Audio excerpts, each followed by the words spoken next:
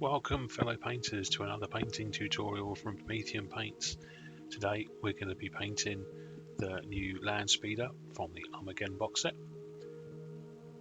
As you can see, done a slight conversion on this one, added two 3D bits from Deadly Print Studios. One is one of their smoke plumes and the other is their crashed sort of drop pod with a flame coming from it. Both available from their websites as STLs or as the 3D bits. As you can see, I've done multiple sub-assemblies here. So I've kept the dashboard away from the main model and it can be easily fitted back into place. I've kept the two drivers, so the driver and the gunner, separate. I've attached the speeder to the base itself, which holds it up, and glued it in place with some super glue and just attached it to an old base for now. I then primed the model using the Army Painter's matte black air primer through the airbrush. So the first step is I've got some Liquitex white ink with some flow improver in there. Now I'm only using flow improver today because the UK is currently going through a massive heat wave. And you'll see I'm constantly having to clean the nozzle of the needle because it's drying so quick. I've got air conditioning and stuff going, but so that the air is really hot and really dry. So you can still airbrush and that in these conditions, but you just have to alter your thinness of the paint. So you have to over thin the paints. So the idea here is we're adding the volumes via the white ink, and then we're going to spray over the top of this with our contrast paint. So what we're doing here is we're creating some natural volumes of light from the brightest white, which will be a nice bright green colour, to where the gradients naturally fade away into back to that black where you'll have the darkest green. So there won't be multiple layers of greens that we're using, it'll only be one green through the contrast paint through the airbrush, but you'll see that we'll get really good transitions from really bright white or bright green back into dark green. So the idea here is I'm not really using any lighting principles here. I'm just adding the gradients to the panels where I want it to look good. So usually for me, that's the center part of the panels will be the brightest, with it fading away towards the edges. So you just use the natural gradients that you get from the airbrush. So you point your nozzle to the center point of where you want to be bright, couple of sprays, move along. You can see I'm getting some splatters and that coming from the airbrush, but it's just because where it's drying so quickly. I do actually turn the pressure down a little bit on the airbrush to stop that from happening. But to be honest, those little splatters don't really matter. They're overpainted with the contrast paint. So just work yourself around the model. These vehicles are really good actually to practice on with your airbrush skills. The rule to thumb really is it's short, sharp bursts through the airbrush. As soon as you see the paint start to glisten, it's got a shine to it on the model, move away because that means it's really wet. So if you start adding more paint, the pressure will start to split the paint out like a spider web and it will start to pull and run and look awful. So it's just short, sharp spray, moving around where you need the paint to be. Take your time here.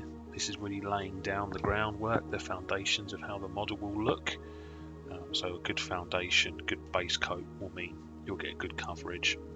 Just remember, you don't want it all pure white. You want to have those highlights dotted around to draw the eye to where you want it to be most green. If you were painting other vehicles like ultramarines or blood angels, you would just use different color contrast. This principle is the same, and I've got other tutorials that cover off ultramarine vehicles and how to do blood angels with this method. Reach out and contact me if you'd like me to paint something in particular for you, and I can go over those few steps, but the main principles remain the same, especially with an airbrush. So work yourself around the model. So this is the Liquitex white ink, but any white ink will be good here. Sometimes it's worth just diluting it a little bit to let it work through the airbrush okay.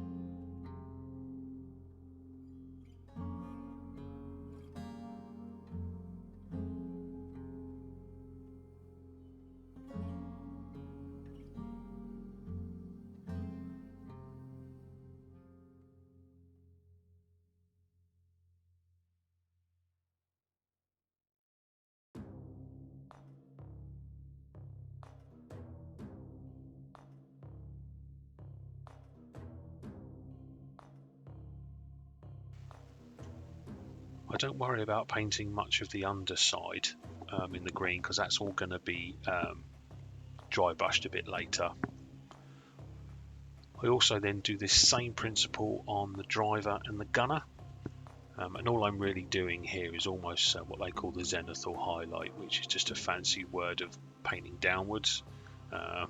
So what you do is, as you airbrush downwards, you'll get most paint left in the top, and the shadows will remain and recesses will remain dark. Sometimes you just need to do a little bit of spray from the bottom, just so you're going to get some colour showing through. But the main idea there is just you aim it downwards and you'll get a good coverage.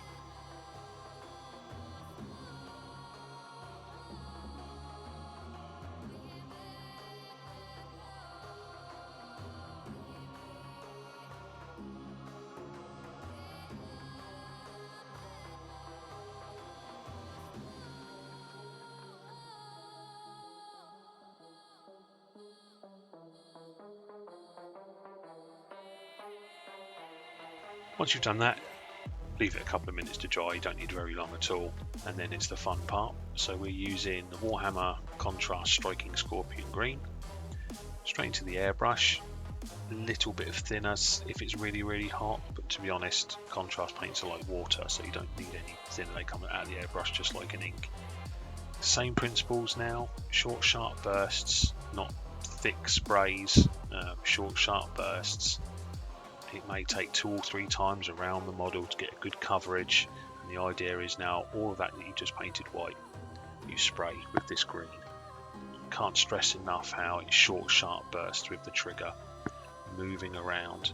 Don't let the paint pull. As soon as you've seen the area start to shine where it's wet, move away to another area. Don't keep spraying on it, otherwise it will just spider web, pull up, run, and it will destroy the work you've just done.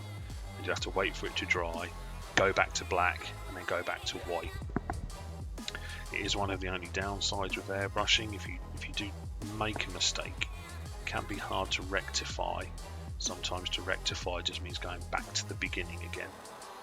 So just take your time. If you need to, practice on other bits and bobs, buy old models from eBay, like old rhinos or land raiders, and just practice old bits of terrain, even on cardboard. Just do practices.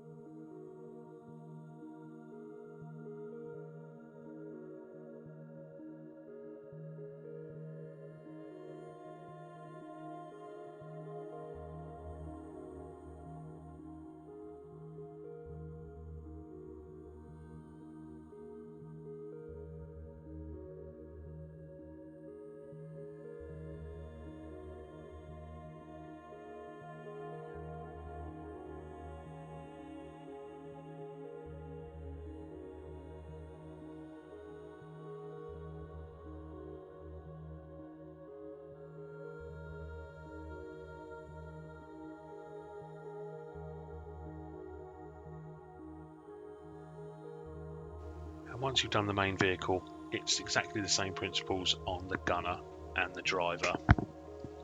Again, take your time, spray underneath it so you'll get that dark green, and then just spray on the top and you get that nice bright Salamander's green, almost a comic book look salamander.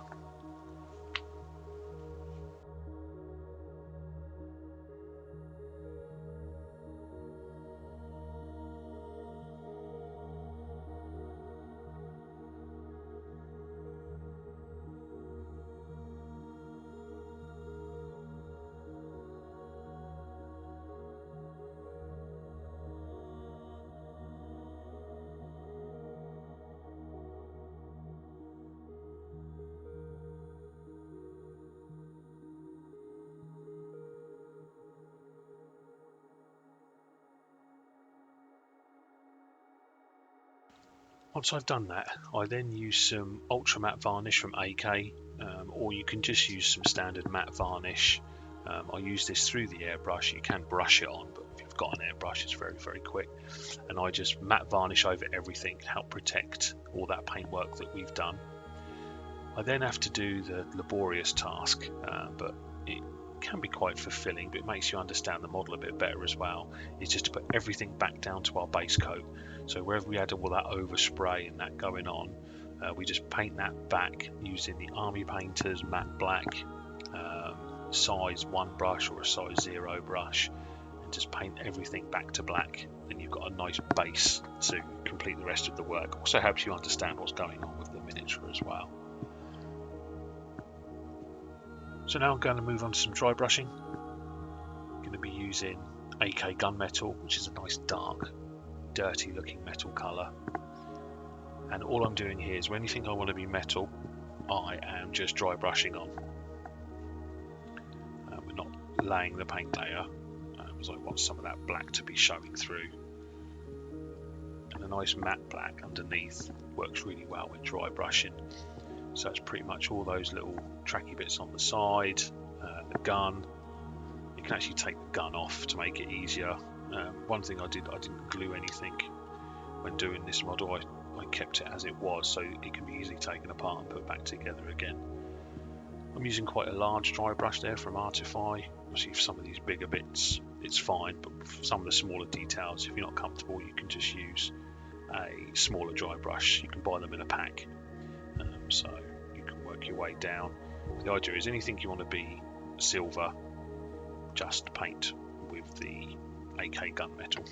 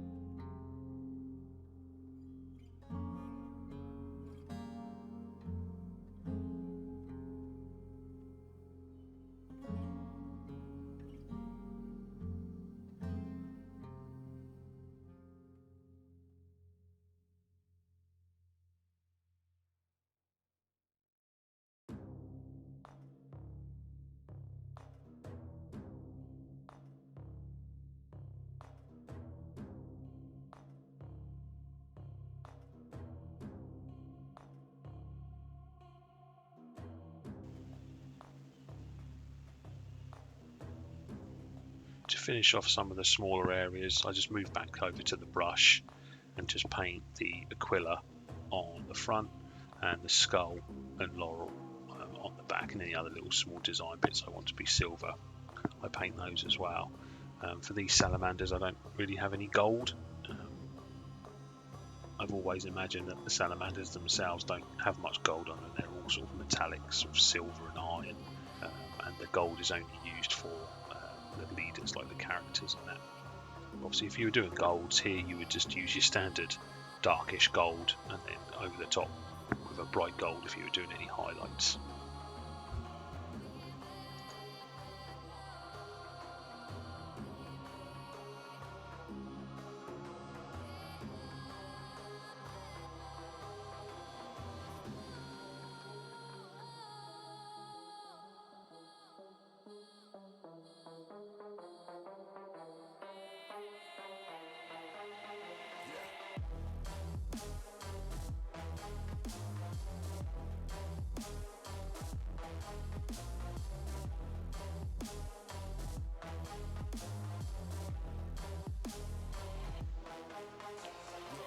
We also then make sure not to forget our the Aquilas on their chest plates, and any smaller details like on the guns, anything like that.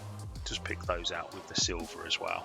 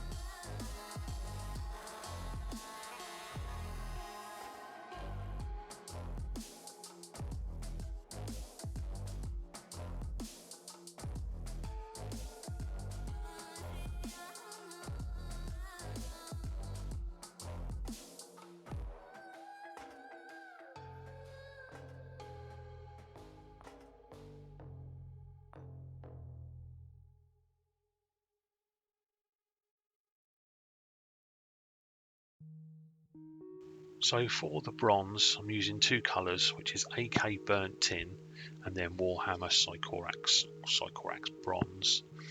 So you base coat everything in the burnt tin and then just do small highlights with the Sycorax Bronze. You could do the like the Aquilas in these two colours as well. Just makes it look a little bit different. And they're just basic principles: base coating and then highlighting.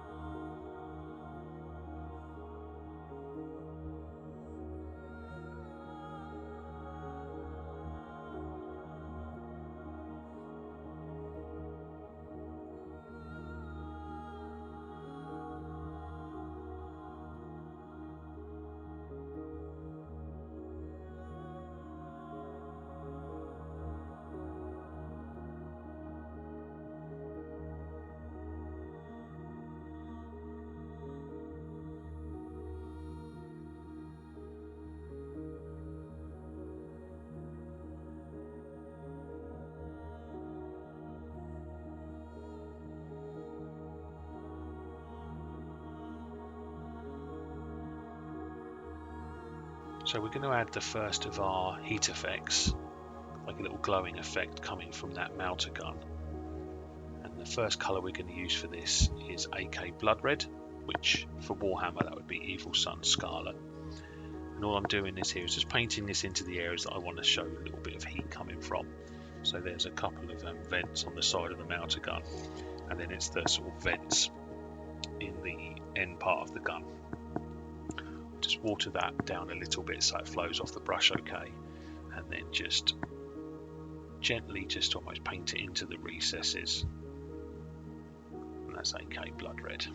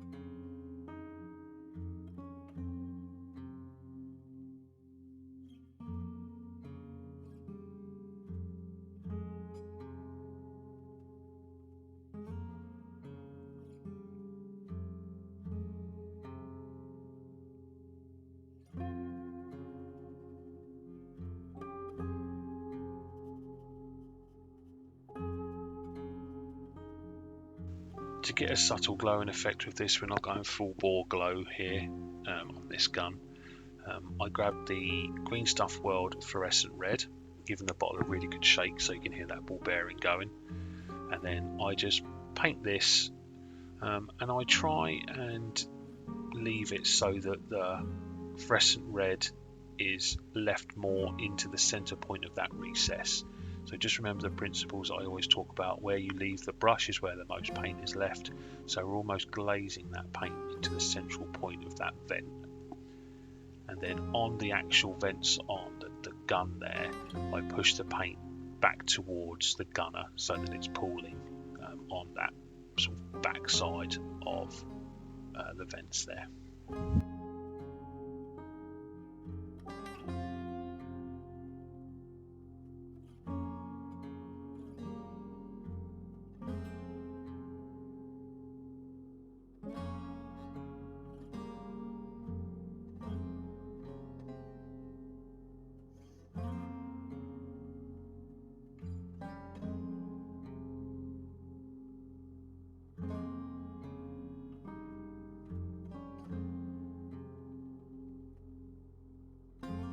And as a final little touch, I use some AK Fluorescent Orange and just add that into the very center of those vents on the side, and then on the bottom side of the vents on the top of the gun, just add it into those little bits, just to add that final glow.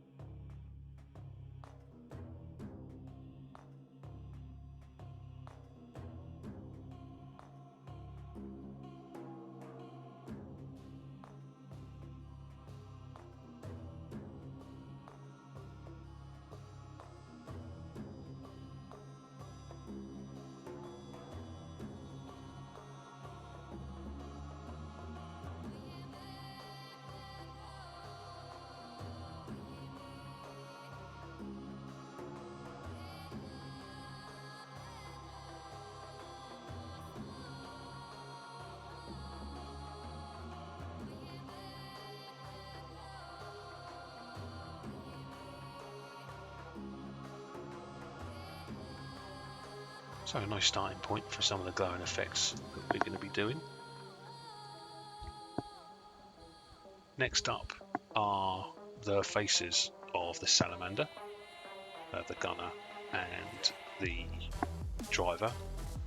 So we're going to be using two colours, well 3 if we include the wash, but we're going to be using AK Oxford Blue, which is really dark blue, and it's just a good starting point for their faces.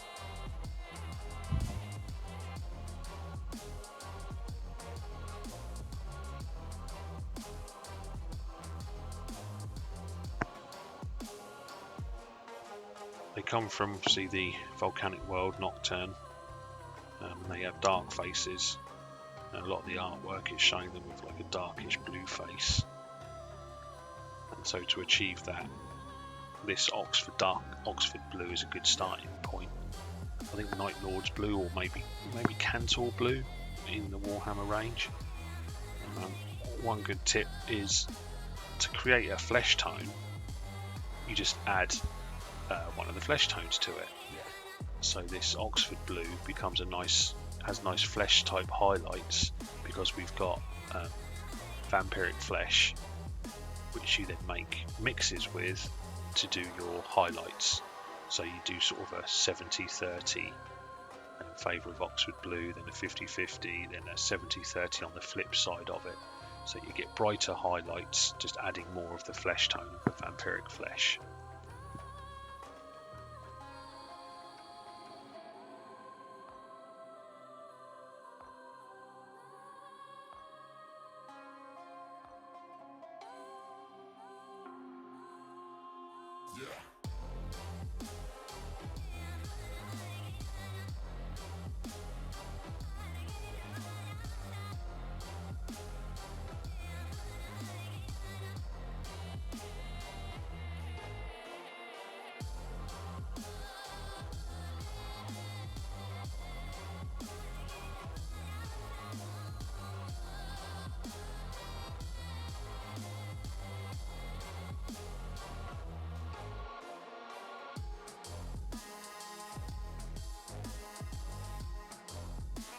Here I'm starting the mixes, just adding the little drops of that vampiric flesh into that dark colour, thinning it down with a few drops of water, even on the wet palette, because as I say, it's really hot, so it's drying out very quickly.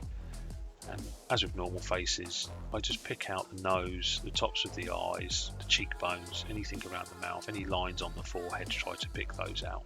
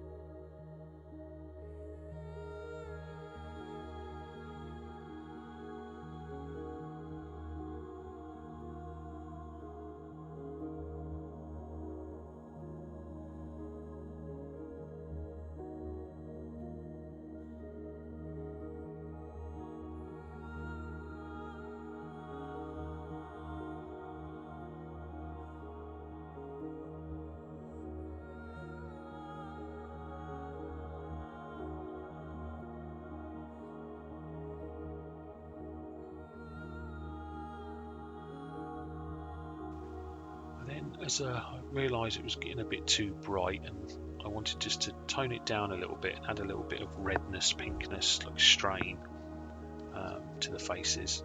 So for that I make a wash. I use some Caribou Crimson from Warhammer, one little drop and many drops of water. You really thin this down, and I'll make a nice thin pinkish red wash that goes into those recesses. A bit different to Reikland Flesh Shade, which would be a bit too dark on this. I wanted to have there a little bit of life in the shade that we're using, and this Caribou Crimson works quite well to just give the face some little bit more texture, a little bit more colour, a bit more variancy, and also helps sell the heat from Nocturne.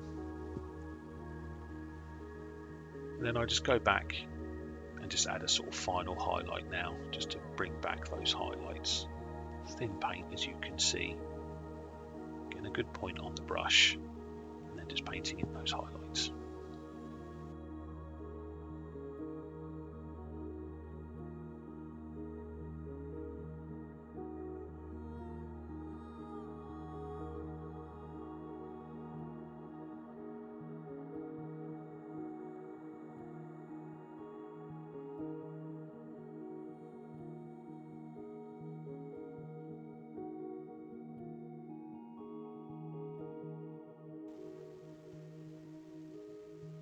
So once we've done that, we're going to add some glowing effects to the eyes. Lots of colours for the eyes, but all necessary. So the principle of the glowing effects across what I do is the darker is the colder, cooler, the brighter is the hotter. So the darker here will be wine red, and the wine red is painted not only in the eye itself but all around the socket, all the way onto that bottom part of the sort of cheekbone where it raises up, and a little bit onto the tip of the nose. So you paint the entire area of the eye and a little bit of the surrounding area with AK wine red.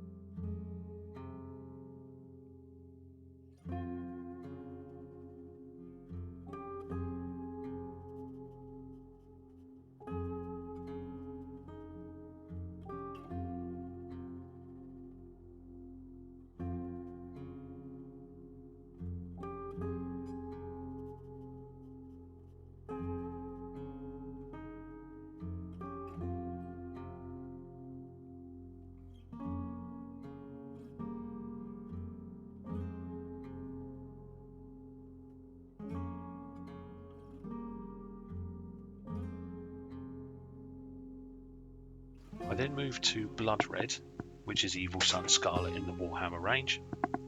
Now this is used as where we start to pick up the glow, where that heat is coming from, that sort of centre of the eye. So with the with the Blood Red, you just paint just the eye itself, so almost the central point of the eye. Just pick out a little bit of that. Now I'm using a size 0 brush here. They have it's the Raphael Kaninsky range, 8404s. I find the size 0 has a really good point. They do a 00. Again, it has a nice point, but it doesn't really hold much paint, and in these conditions where it's really hot, it dries out really quick. But these size 0 ones are excellent. And just all I've done there is I've braced my hand on the bottom of my workbench there, my wrist of the paintbrush hand again braced. Take my time, just do a couple of little dots. To start with the glowing effects, we use a little bit of white, so I use AK Intense White, and now this is an even smaller dot inside of that Blood Red. So we've gone outer circle wine red, then an inner circle of Blood Red, then a small dot of AK Intense White. Then I paint over all of the wine red, Blood Red and white with the Green Stuff World Fluorescent Red, and then I use the AK Fluorescent Orange just to do a little dot highlight where we originally painted the white, and it gives you a nice subtle but quite intense glowing effect around the eyes. You'll also notice on the gunner he's got a couple of little lights on the right side of his face as we look at him, so his left, and I paint those in the same principles, so the wine red to the blood red to a little white dot to fluorescent red and then fluorescent orange. So they're all painted in the same principles. In fact, a large amount of the glowing effects that we do with the brush are using those principles. So the very, very dark colour up to the very, very light colour.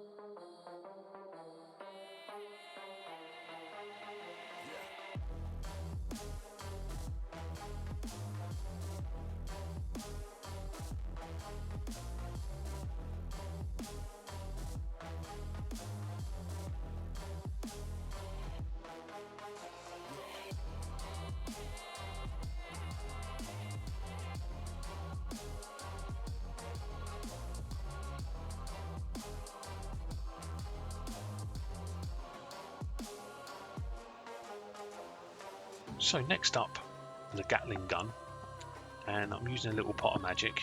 And the little pot of magic is an old contrast bottle, contrast medium bottle, that's got a new mix in there, which is 1 part water, 1 part Vallejo white ink, but any white ink, and 1 part contrast medium.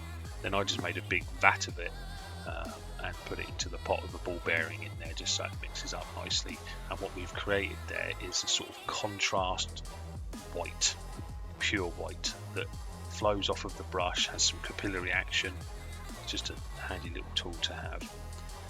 What we're going to try and create here is some intensity of heat coming from the Gatling gun, from as it's rotating and the bullets are going through it, that's emanating from the central point of those cylinders there, and then flowing out onto the nozzles of the Gatling gun itself.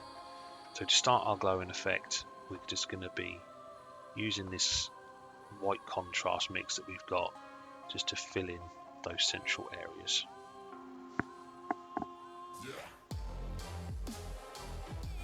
So with these effects, where we're going to be using the airbrush, at the moment we're using them to go to over paint our white,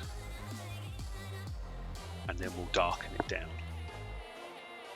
Unlike when we were using the brush earlier, we went dark to light. Here we're almost going light to dark, so we create our intensity and then tone it down. It sort of depends on what we're painting and how we're doing it. Sometimes you turn the tone up and go brighter, and sometimes you turn the tone down and get cooler.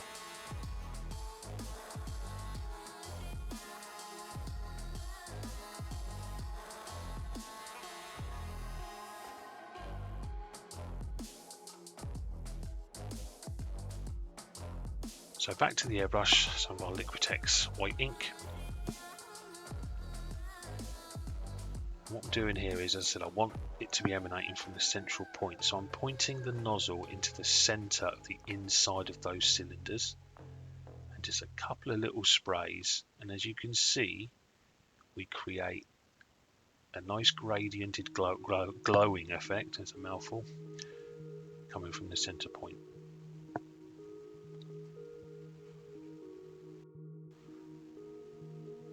I then just use the airbrush just to clean up the sort of transitions on this part where it can look sometimes a little bit harsh.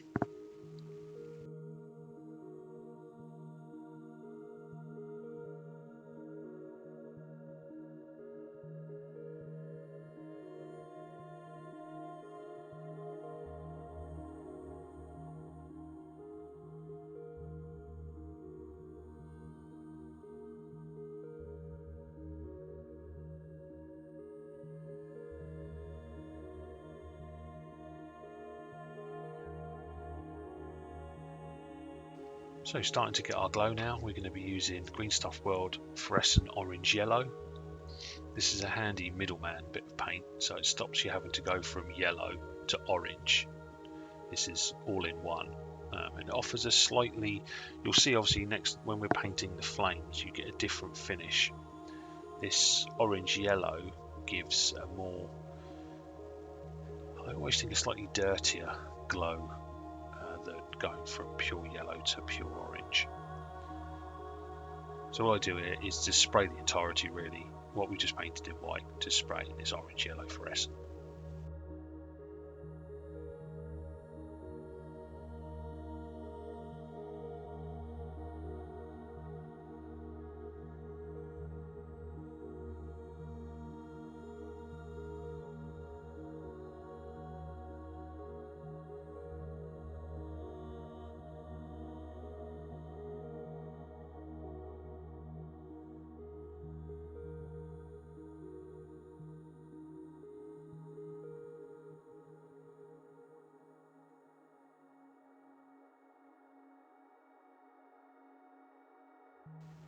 And the step after this is an odd one. We're going to be using the Green Stuff World Fluorescent Red. Obviously give the bottle a really good shake. And we're going to be toning it down by adding warmth. This fluorescent red starts to add warmth. So at first, let's just remember our principles. We want the center points there to be the hottest. So I'm aiming the airbrush down and away from the center.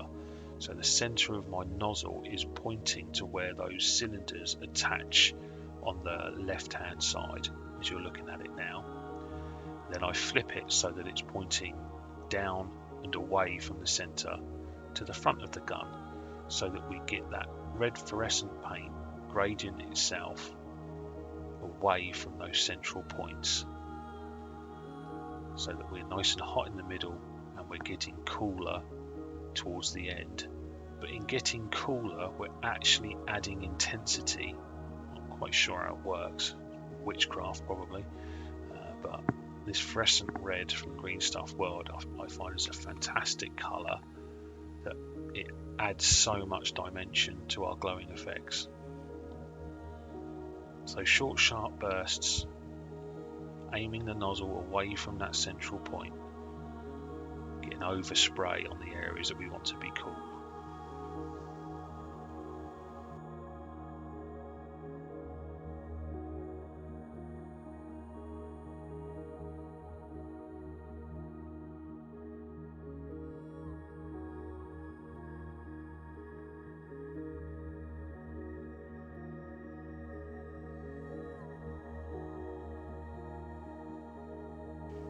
So I now go back to the brush with the Green Stuff World Fluorescent Red, and I just need to paint some of this inside where we painted that white originally in those little recesses of the cylinders. I want to paint some of this fluorescent red into there, so that we start to cool down those inside recesses towards the ends. They were a bit too bright where the airbrush wasn't catching them. So I'm just using this to help just tone down those areas.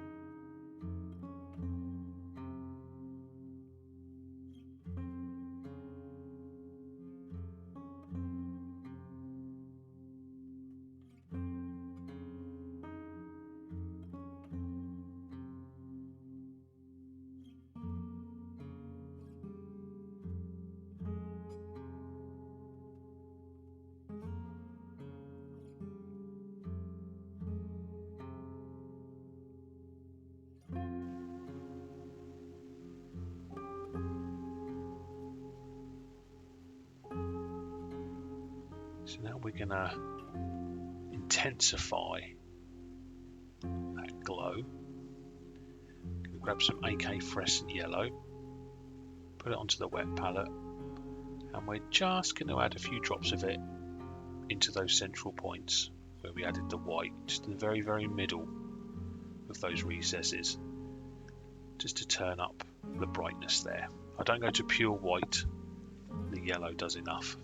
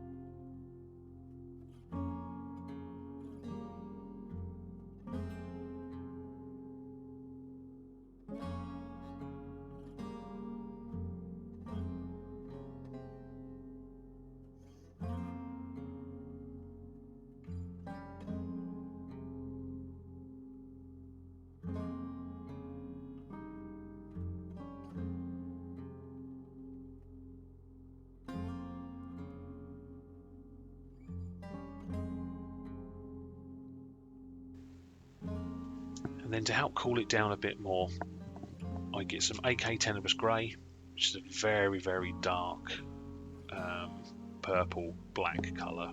Works really well as a sort of soot type colour. Corvus Black from Warhammer would equally work here. And I just dry brush downwards from the top of the Gatling gun. I then do an extremely light dry brush around those cylinders of the middle of the Gatling gun, but that is optional. In a way, I wish I just left it like this. I went a little bit too over on the dry brushing. I think finishing at this stage is a good point to stop. But if you wanted just to cool down those cylinders, you would just dry brush over with some of this Tenebrous Grey just to cool them down a little bit.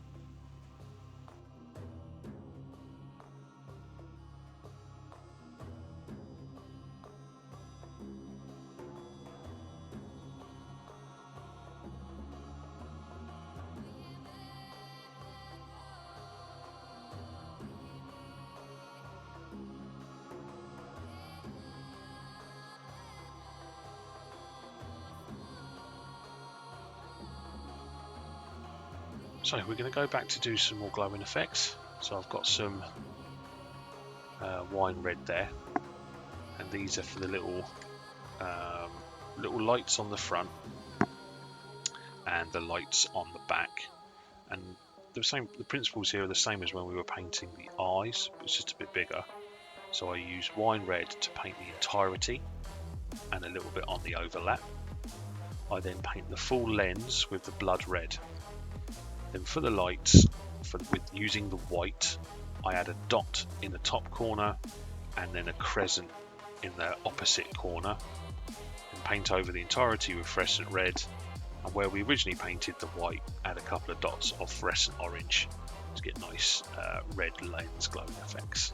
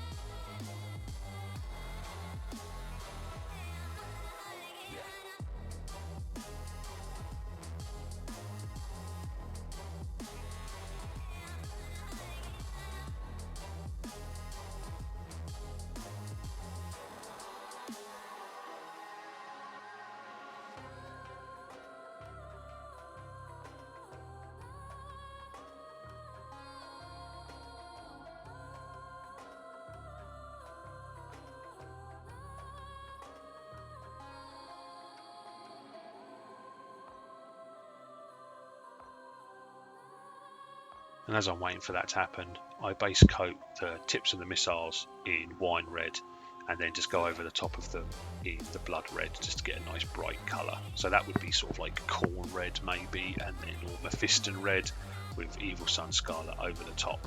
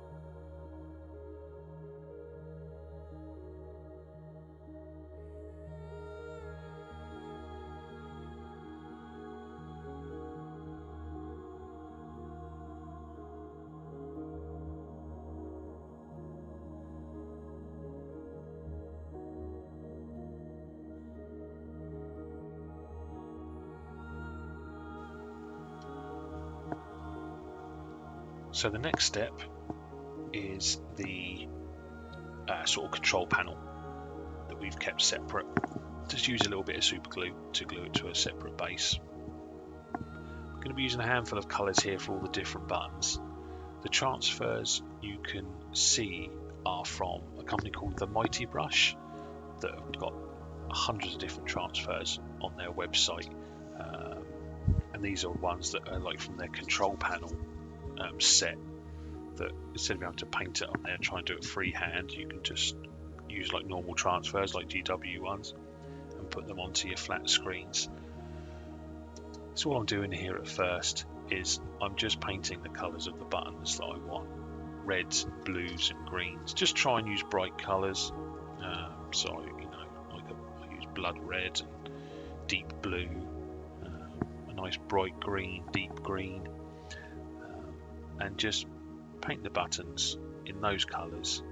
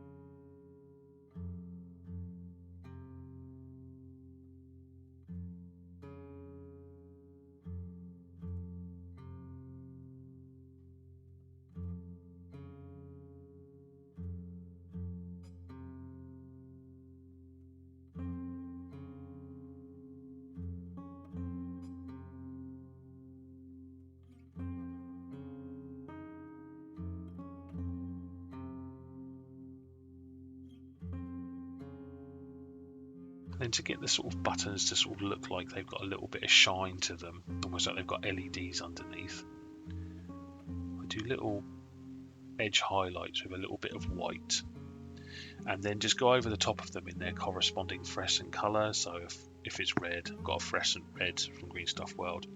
If it's green, fluorescent green from AK. The amber buttons, you could use a little bit of fluorescent orange. Blue is a bit different. There are fluorescent blue paints, but in practice they're not very good. So with blue, you can just use a very, very bright blue, like AK Sky Blue or Blue Horror from Warhammer. We also edge highlight around this control panel with our gunmetal colour, just simple edge highlights, add a few scratches here and there. And there's a little red lens almost in the middle there that I paint in the same principles: wine red, blood red, white dot and a crescent, fluorescent red, and a little bit of orange. So as I said, you can keep the control panel, this part, from the main model itself. There's a couple of pins on the back of this that I actually snipped away just to make it easier for it to click back into place when you're building it back in. If you are looking to do this, I would certainly not build it where the control panel's in place and then try and do this. I think it would be a little bit too fiddly. It's possible, but it would be a bit like you're making yourself a hard job there. I've found that, yeah, luckily the GW sculpt enables this to be kept out and then just clicked back into place. You don't even need any glue, it still clicks back into place.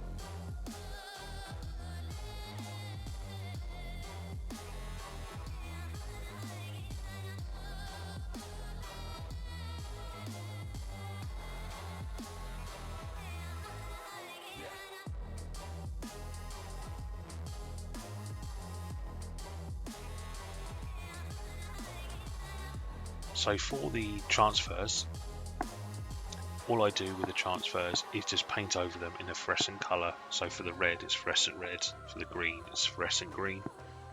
You could very carefully use the airbrush and just do a couple of little sprays of white ink, very, very subtle, into the centre point of those screens, and then spray them with your fluorescent colour. But I was a bit nervous to do that as they're very, very small. And I just found overpainting them with a little bit of the fluorescent colours just gives that effect that the LED screens are glowing.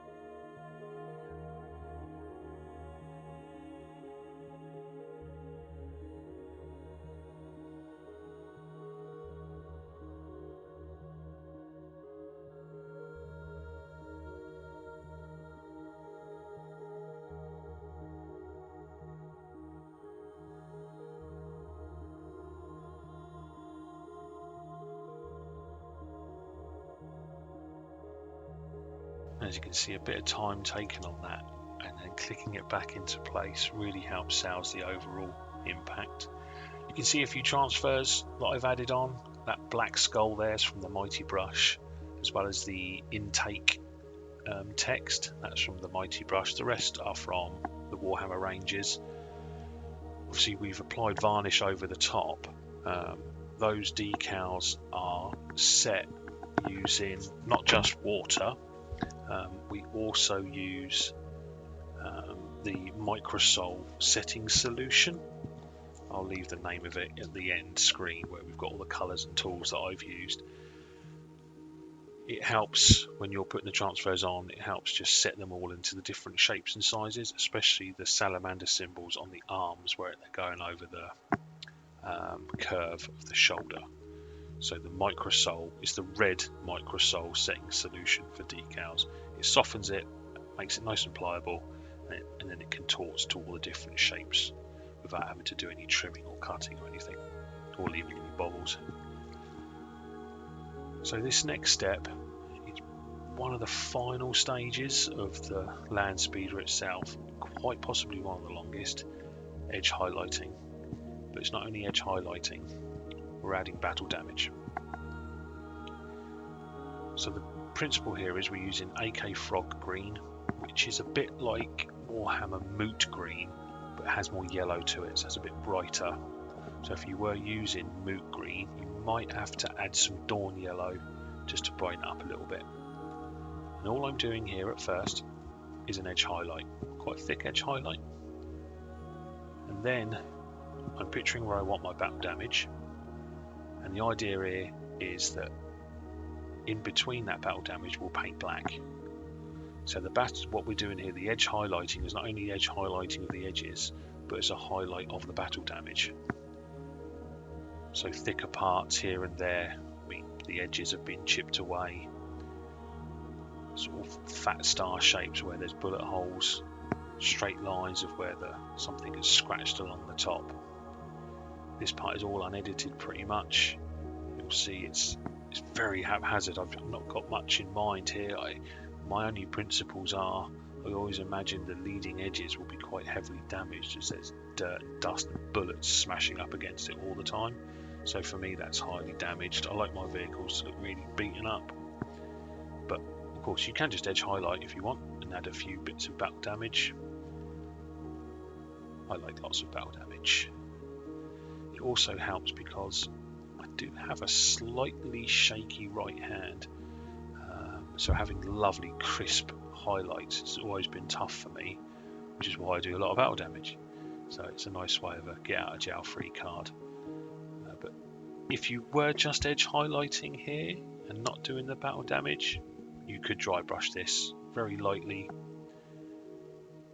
a very dry brush, and then just go over all of the edges. This also helps this battle damage where you've got some inconsistencies with some of the panels. I found that on this side here at the front, the panels weren't quite fitting, even though they were quite well shaped and sanded down. So I added a thick line there and added loads of battle damage to kind of cover it. So yeah, just work around the model now, edge highlighting and adding the base of our battle damage.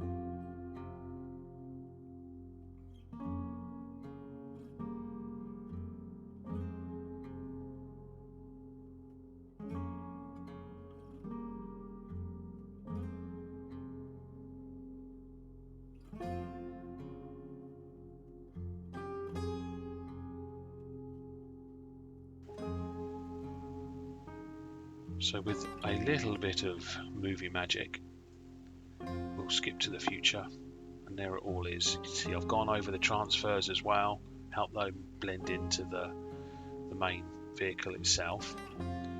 We've got all of the edge highlighting done and the battle damage added. Now, for the next semi-long stage, it's colouring in the battle damage. So I use my Armour Painter's matte black. You could use a Baden black or Corvus black. You could even use like a Rhinox hide, like a dark brown. But I find black works quite well. What I'm doing now is I'm going back over those areas that I painted with battle damage and adding where the paint has gone away back down to that bare metal or primer that they've primed this vehicle with.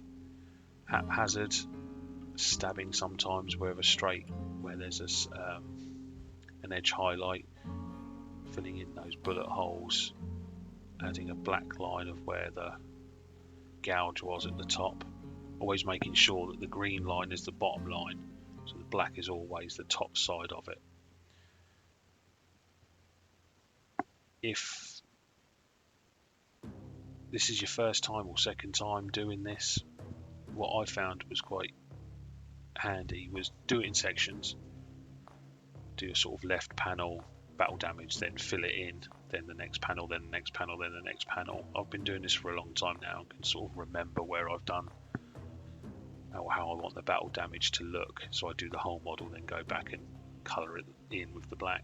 But sometimes if I'm doing intricate damage, then I'll do a section like the highlight and then the main damage itself. But this is where you can start to tell little stories with the model. Lots of bullets around the driver area where they've gone to hit the driver. Start selling it. Have fun. Enjoy this part. Each bit done is one bit less.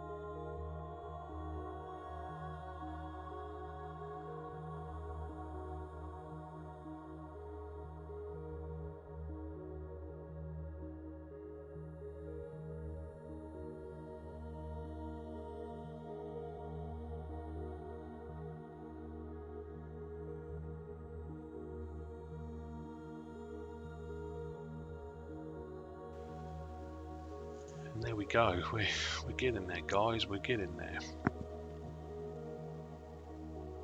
I'm going to add some more glowing effects now. This will be around the vents, the intakes, and the exhaust, front and back. So we've gone back to our magic white mix, and I'm just painting it into the vent areas there, so that the majority of the paint pools inside of the recesses of those vents. And then I also do it on the exhausts on the back as well. Leave this a good 10-15 minutes to dry.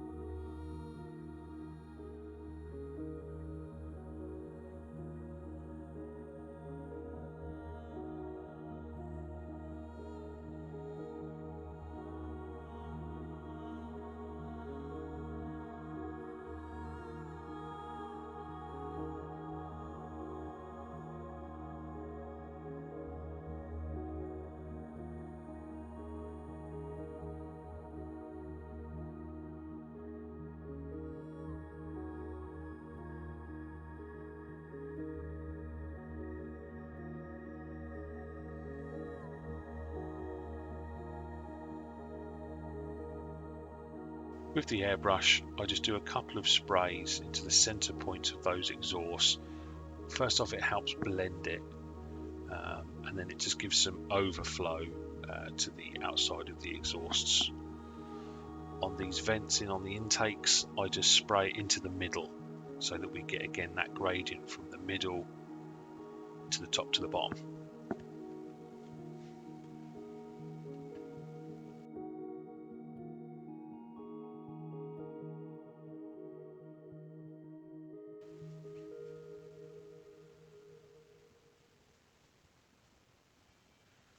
So we're going to be adding the fluorescent. We're going back to our green stuff world, fluorescent orange yellow.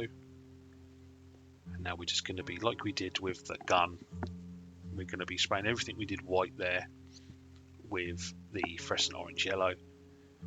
Just twist the model here and there, twist the nozzle here and there, just so that you get the good angles. Don't want any major overspray on some of those areas, as those vents are set, those intakes are set back, so there wouldn't be too much sort of afterglow around the surrounding areas. So just short, sharp bursts, painting over all of that white, and then it's the same with the exhaust and vents on the back.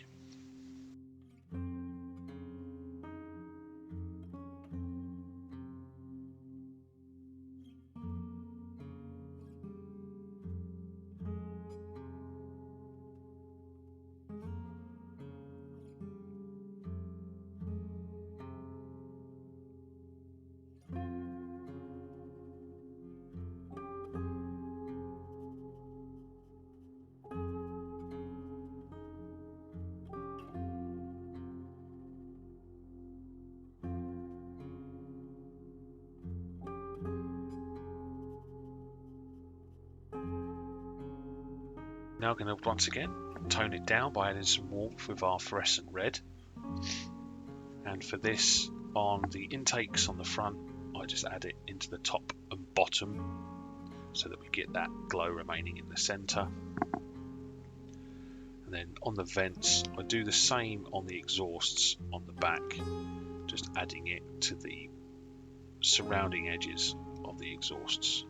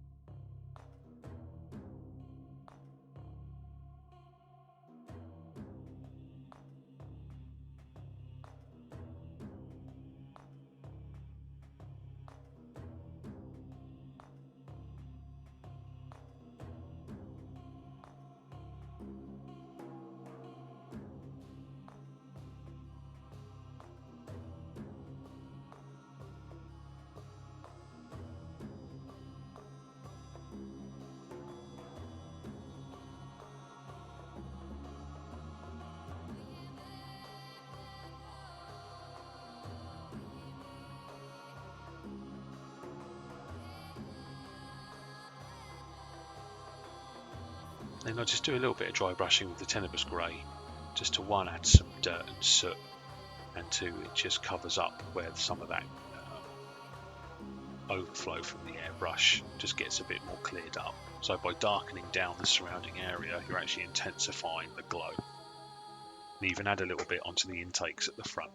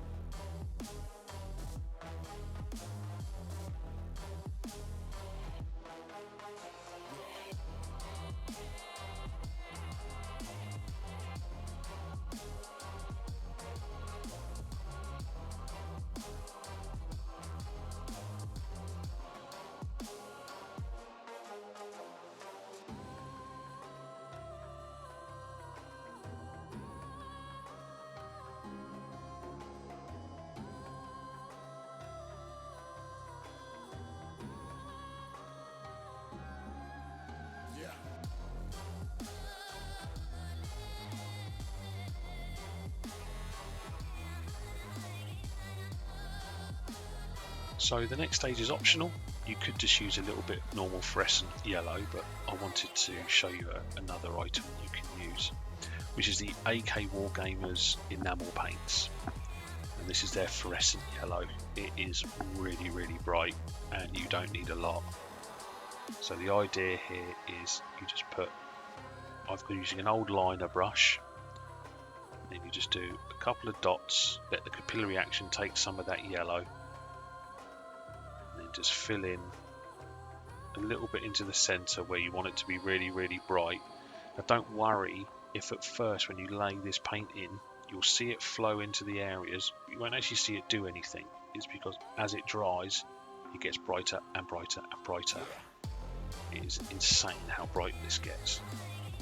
And then I just put a couple of little dots into the center of the intakes. If you find that it dries extremely garishly, that there's sort of too much pooled, then just use some AK odorless thinners, any odorless thinners. Add it to your brush, and then just use it like you would do to sort of wet a paint down. These oil paints stay wet for quite a long time, so you can use some odorless thinners just to take some of that paint out. You could alternatively put a couple of brushes of this into a little pot and add a couple of drops of odorless thinners just to thin it down a little bit. Again, this takes a little bit of practice to use, but it really is bright and has a great glowing effect. But you could just use, if you wanted to, just use a little bit of our little magic white mix that we've got, and then just go over the top of it with the fluorescent yellow, but not too much. As you can see there, look how bright that's got, but not too much. Very, very subtle. Too much brightness, it's not bright. You just need to just little dots of it will really help sell it. So we're moving on to the base, and as you can see there, I've got the two 3D bits, the smokestack and the drop pod. I've then used just some rubble that I bought off of eBay to base the model, and then I've done dry brushes in AK Grim Brown, AK Mud Earth and AK Light Earth. So the first step is I'm adding the afterglow, the remnants of the fire smoke of the fire.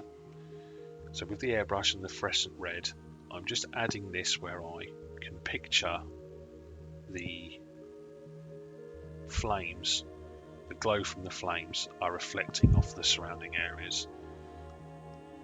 So there would be some around this smokestack and up, and then there'd be some around the drop pod itself.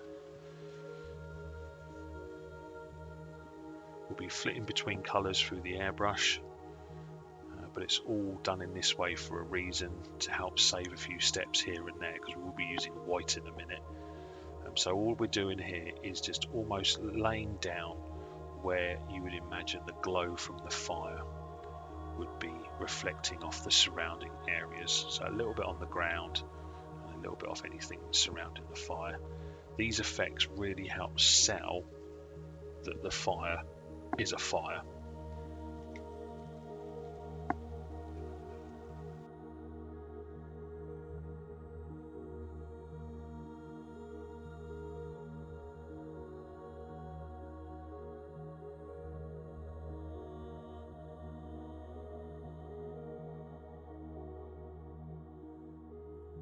We then need to remember we've got the craft itself. So I imagine where the land speeder would be flying over, and add some of that glow from the flames onto the rock part and just the underneath of the model as well, just so that it was glowing off some of that, the underside.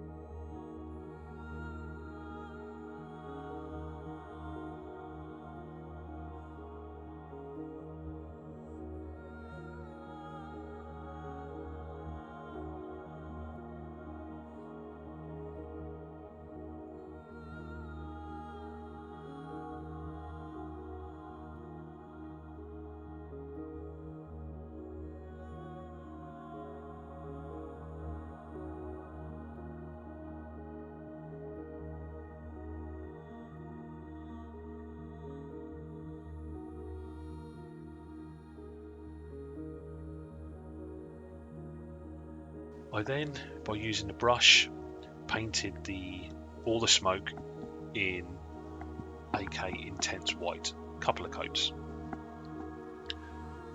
Once that's dried, put some of our Liquitex white ink into the airbrush, and what I'm doing here is that I'm intensifying the bottom part of the smoke, see where the fire is, with the white ink, and adding some just to surrounding areas, just so that we can intensify the glow a little bit with our fluorescent colours. So where it's the most hot is where the brightest white will be, and then we'll tone down the surrounding areas with other colours so that the base of the flames is almost yellow, bright hot yellow, and then the tips of the smoke will be our very, very dark colour.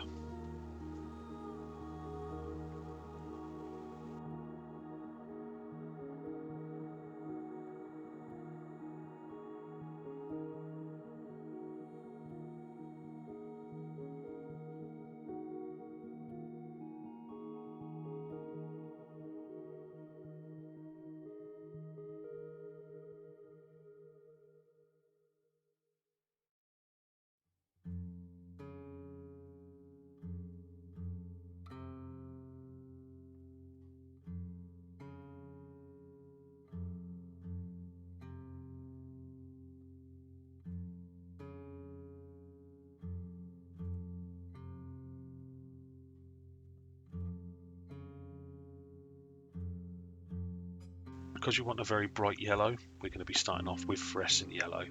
So everything we've just painted white, we now paint in the fluorescent yellow. So it is going on, but it's so bright the camera just whites out. A few coats of this is needed. Same principle, short sharp bursts, moving well across everything just to make sure you don't get any pooling or spider webbing. Move the model and the airbrush around so that your nozzle's always pointed to the center of where you want it to spray. It minimizes your overspray and makes sure of your coverage. Once you've done this, if you darken down your lights a little bit, it helps show up any areas you've missed. You can just go over with the brush if you've missed any areas. I did miss a few little bits and bobs where it's so bright, but the idea is to get full coverage with the AK fluorescent yellow. If you wanted a darker look, then you could just use the fluorescent orange and skip this step and the next step, but I find to get a nice real bright intensity with a flame, to start with this yellow is really good. Don't panic if it looks green. If it does look green, don't worry. Fluorescent yellow over white for some reason, until you add another colour, looks green.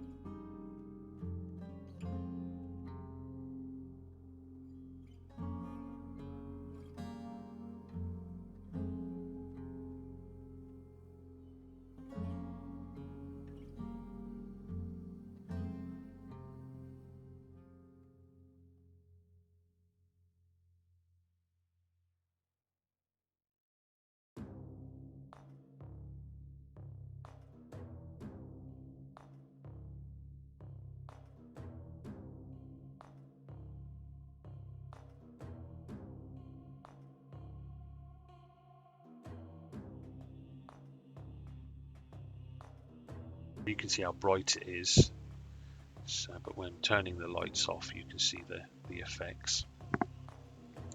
So next colour now is AK Fluorescent Orange. Now we're a bit more controlled now. We've sort of base coated in that fluorescent yellow. Now we're layering with fluorescent orange.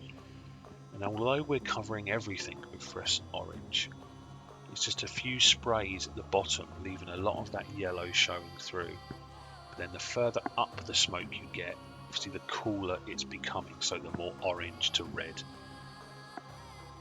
So as you can see, I'm almost aiming downwards from the tip to the base with the fluorescent orange. But I will also get the underside as well, because I want to tone that down. But just making sure that you leave a bit of the yellow showing through on the very base of the smoke where it's hottest.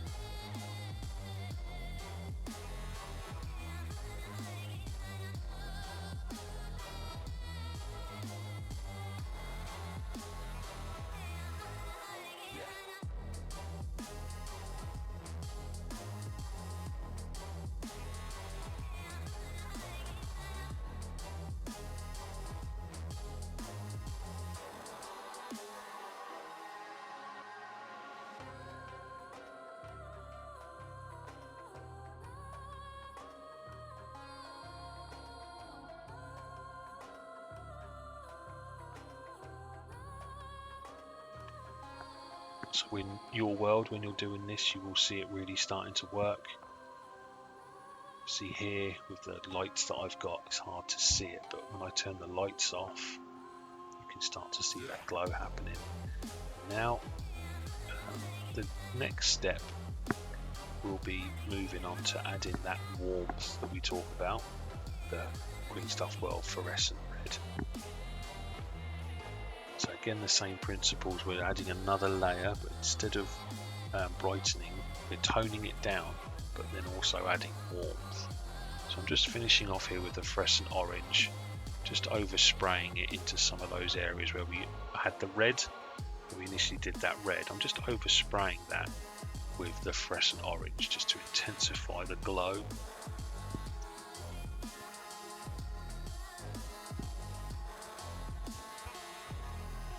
Then also a little bit of that fluorescent orange onto the base of the speeder and just the underside, not too much, because it is quite a distance from the fire. But as you can see, just a few sprays just adds to the effect.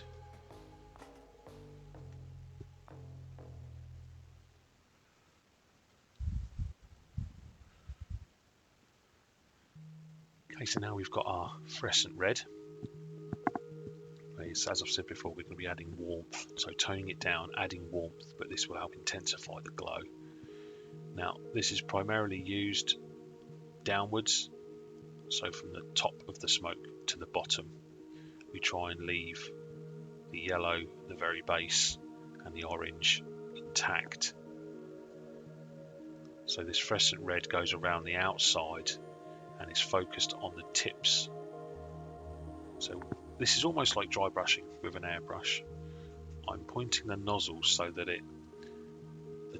the edges of the spray is what's catching the smokestack, so that you're almost dry but the air is sort of washing over the top, so that you catch the edges and the bubbles and the bobbles, but you leave the underside bright, so you get a dark top and a bright underside, which shows that the sort of core is still warm but the tips of the cloud smoke is getting darker.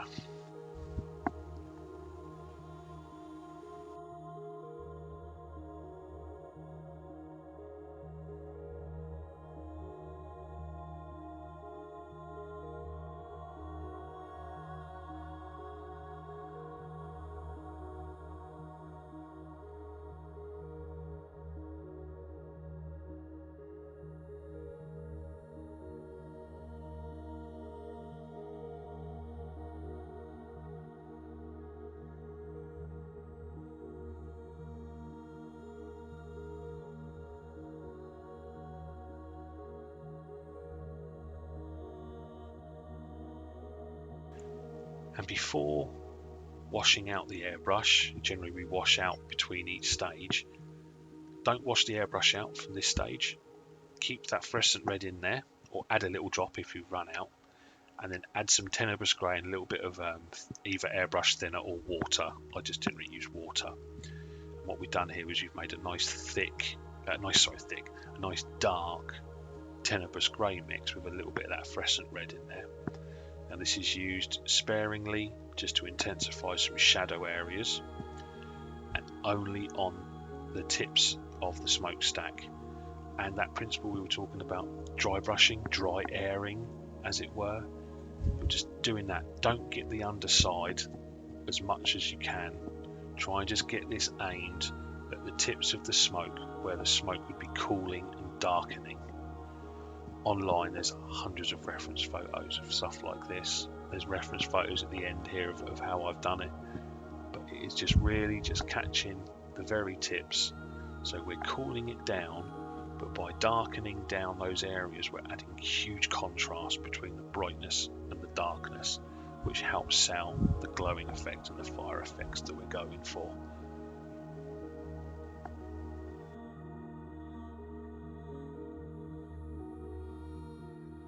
And then once you're happy, you could add a little bit of fluorescent yellow to the base if you wanted to, where the tips of the smoke were.